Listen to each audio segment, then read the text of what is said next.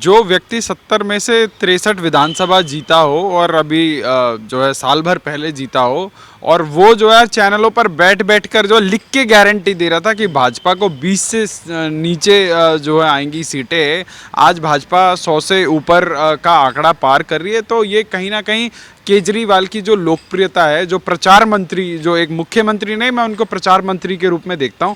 और आज इसमें एक सबसे बड़ा फैक्टर देखने वाला ये है कि केजरीवाल के जितने भी भ्रष्टाचारी मंत्री हैं, चाहे वो सत्येंद्र जैन हो, उसके यहाँ पे तीनों की तीनों सीटें भाजपा जीती है, चाहे आप किसी को भी उठा के देख लीजिए, मनीष सिसोदिया के वार्ड में क्षेत्र में देख लीजिए, अतिशी मरलेना के क्षेत्र में देख लीजिए, 3 में से 2 भाजपा जीती है, 1 आम आदमी पार्टी जीती है।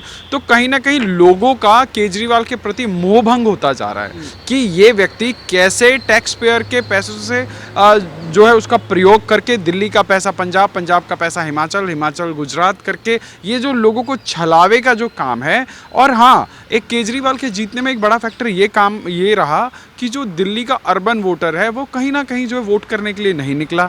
जो दिल्ली में बमुश्किल 55% वोट हुआ, अगर यही वोट प्रतिशत अगर 60% से ऊपर होता, 62-63% होता, तो ये रिजल्ट आज भाजपा 150 प्लस होती और केजरीवाल 100 के आसपास में धक्के खा रहे होते।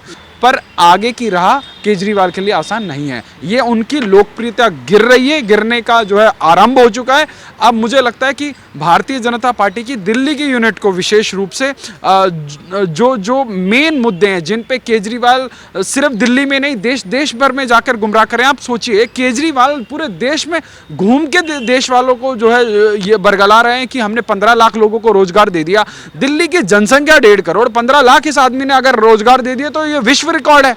क्यों इसके ऊपर कोई बात नहीं करता? और ये जो तमाम जो देश की एजेंसियां हैं जो जल्लीकट्टू से लेकर दही हांडी पर स्वतः संज्ञान लेती हैं, एक चुना हुआ मुख्यमंत्री पूरे देश में जो है संवैधानिक पद पे बैठा हुआ व्यक्ति जो है झूठ बोल रहा है, और एक बार नहीं, 2 बार नहीं, बार-बार बोल रहा है। तो वो सारी एजेंसियां चुप क्यों है ये जो मौन स्वीकार्यता कर रखे, इसके ऊपर जो है अब चर्चा करनी आवश्यक है। दिल्ली की जनता ने तो साबित कर दिया ना कि वो दिल्ली के लाडले हैं।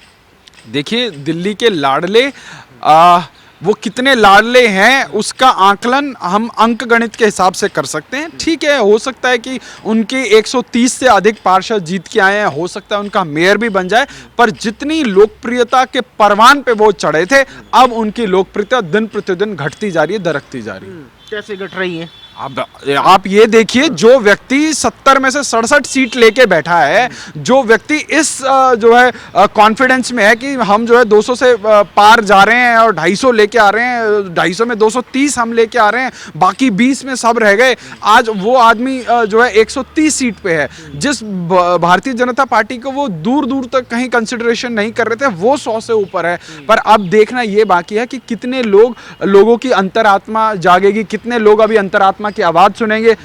आपके चैनल के माध्यम से मैं दिल्ली की जनता को एक संदेश देना चाहता हूं, क्योंकि अभी मेयर का सिलेक्शन होना बाकी है। अभी एलजी ने जो है पार्षद नॉमिनेट करने बाकी है, 1 दर्जन भर नॉमिनेटेड पार्षद जो है एलजी के माध्यम से भी होता है। तो ये सारा अंक गणित का खेल है, आप समय का आधार देखिए। अच्छा, जिस तरीके से बीजेपी 15 साल से थी एमसीडी में, क्या लग रहा है क्या वजह रही हारने की? क्या जनता वाकई बदलाव चाहती थी? जनता उब चुकी थी कि भाई अब केजरीवाल को मौका देंगे जैसे वो मुख्यमंत्री बना? देखिए, जनता बदलाव बिल्कुल नहीं चाहती थी। ये एक बहुत टेक्निकल चुनाव हो गया। टेक्निकल चुनाव इस वजह से हो गया, पहली बात, दिल्ली में बहुत कम प्रतिशत मतदान हुआ और अधिक जो मतदान हुआ वो उन क्षेत्रों में हुआ जहां पर जो है आप बहुत इजीली इन्फ्लुएंस करते हो। जैसे दिल्ली की विधानसभा का मैं आपको एक छोटा सा उदाहरण देता हूं, उससे आपके दर्शकों को ज्यादा समझ आएगा कि अमानतुल्लाह खान करके एक दंगाई व्यक्ति जो इस दिल्ली की विधानसभा में चुना हुआ प्रतिनिधि है, आप उसके बयान देख लीजिए, वो व्यक्ति 70,000 वोटों से ज्यादा जीत के आता है।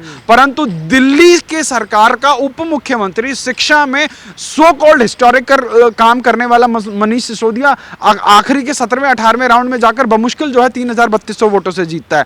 तो आज समझना यह होगा कि कहां पोलराइजेशन हो रहा है। एक समाज पोलराइज होकर वोट कर रहा है और दूसरा समाज वोट ही नहीं कर रहा। दिल्ली के लोग जो है वोट वाले दिन छुट्टियां मनाने के लिए बाहर चले गए। जब आप अपनी जिम्मेवारी नहीं समझेंगे, जब आप जो है अपना वोट का अधिकार प्रयोग करने नहीं जाएंगे, तो आप देखें कि कैसे राजनीतिक शहर में दिल्ली के अंदर शाहीन बाग हुआ, जाफराबाद हुआ, तमाम आंदोलन हुए और कौन लोग उसमें शामिल थे, कौन सी राजनीतिक पार्टी का संरक्षण मिला हुआ था, ये दिल्ली की जनता ने देखा है। अच्छा, ये जो वोट परसेंटेज कम हुआ, आप कह रहे हैं कुछ लोग छुट्टियां मनाने चले गए, आपको नहीं लगता कुछ लोग तो ये भी कह रहे थे कि भाई प्रधानमंत्री का चुनाव है, नहीं तो कौन सा प्रधानमंत्री बदलेगा इससे? देखिए, प्रधानमंत्री बदले चाहे नहीं बदले, जो लोग जो है समूह में आके जो है दिल्ली की जनता को डराने धमकाने और जो है दहशत फैलाने का काम करते हैं, उनके मंसूबे आज कितने मजबूत हो गए हैं, ये देखने वाली बात है कि आज देश की राजनीति में कोई भी चुनाव छोटा नहीं है, चाहे वो नगर परिषद का चुनाव हो, नगर पालिका का चुनाव हो।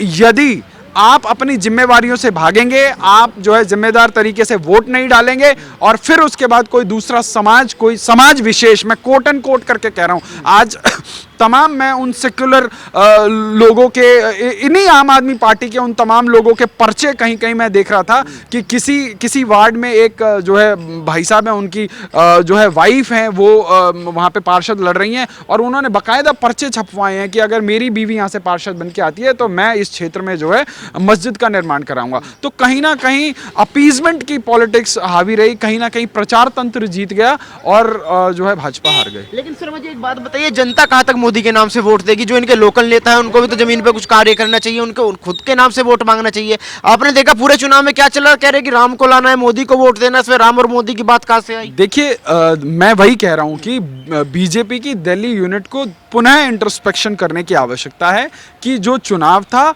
वो स्थानीय मुद्दों पे लड़ा जाना चाहिए था। ठीक है, वो एक बहुत अच्छा एक भजन है, बहुत अच्छा माहौल बनाने की चीज़ है, पर उन विषयों का मुझे लगता है कि स्थानीय विषयों से कोई लेना देना नहीं था और हर चीज़ में प्रधानमंत्री को जो है खींच के ले आना, वो कहीं ना कहीं स्थानीय नेताओं की जो अपनी लोकप्रियता है वो जो कहीं ना कहीं नेगेटिविटी की ओर ले जाती है। क्योंकि आज बीजेपी के अंदर ये जो पूरी डिपेंडेंसी है मोदी के ऊपर, हर एक कार्यकर्ता को, हर एक नेता को, चाहे वो स्थानीय नेता हो, चाहे वो विधानसभा का नेता हो, हर किसी को जो है मोदी की तरह एक कर्तव्यनिष्ठ होना पड़ेगा। अपनी पार्टी के प्रति, समाज के प्रति, देश के प्रति अपनी जिम्मेवारी समझनी पड़ेगी। सिर्फ एक व्यक्ति के इशारे के ऊपर, एक व्यक्ति की ताकत के ऊपर जो है आप ये पूरा कैंपेन ड्राइव नहीं कर सकते। अच्छा, एमसीडी का जो रिजल्ट आया, क्या लग रहा है, क्या 2024 में केजरीवाल चेहरा बनेंगे विपक्ष का?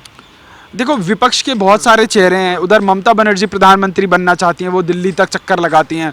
फिर एक नए चिचा उधर तेलंगाना से खड़े हुए हैं, जिन्होंने तेलंगाना राज्य समिति को जो है राष्ट्रीय राज्य समिति, वो प्रधानमंत्री के दावेदार बताए जा रहे हैं। तो देखिए, कोई ज़माना ऐसा था जब बहन मायावती के जो है दर्जन भर सांसद होते थे तो वो प्रधानमंत्री बनने की महत्वाकांक्षा रखती थी। तो देखिए, ये हमारे लोकतंत्र की सुंदरता है, ये हमारे लोकतंत्र की एक ब्यूटी है कि आप महत्वाकांक्षा रख सकते हैं, आप उसके लिए मेहनत कर सकते हैं, पर देशव्यापी रूप में लोकप्रियता प्राप्त करने के लिए आपको नरेंद्र मोदी बनना पड़ेगा। इस देश में 30 वर्षों के बाद एक ऐसा व्यक्ति अपने संघर्षों से जो है पूर्ण बहुमत लेके आया है, जिसने पूरे देश के लोगों को कन्विंस किया और जो है 282 का आंकड़ा छुआ।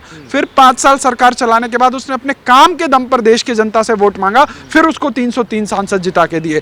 तो आपको, जैसे एक कहावत है ना कि दिल्ली दूर है, तो देखिए, दिवा स्वप्न देखना बहुत आसान है। आप घर बैठे जो है अपने आप को जो है कोई भी पराक्रमी राजा सोच सकते हैं, ख्याली पुलाव बना सकते हैं, पर उस पुलाव को पकाकर खाने के लिए आपको जतन करना पड़ेगा, आपको कर्म करना पड़ेगा। तो जो लोग केजरीवाल, ये वही केजरीवाल साहब हैं जो लालू और तमाम शरद पवार को भ्रष्टाचारी बताते थे, फिर 2019 के चुनाव में उन्हीं का हाथ पकड़ के जिंदाबाद जिंदाबाद कर रहे थे।